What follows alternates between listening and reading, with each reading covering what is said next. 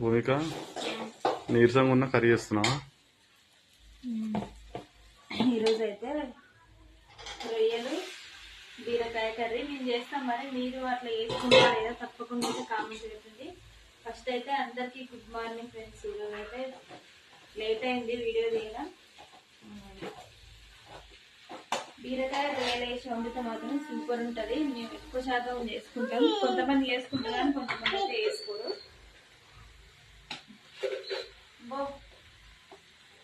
మాకన్నా అయితే దొరికిందే ఛాన్స్ అని మంచిగా చెప్పండి. ఇష్టం అనుకున్నా. అలాగనే సైడ్ అయితే చాయ్ పెట్టుకున్నాం, వన్ సైడ్ అయితే కర్రీ చేస్తున్నా తొందర అయిపోవాలని. ఈరోజు మీరేం చేసుకున్నారు మరి కామెంట్ చేయండి తప్పకుండా.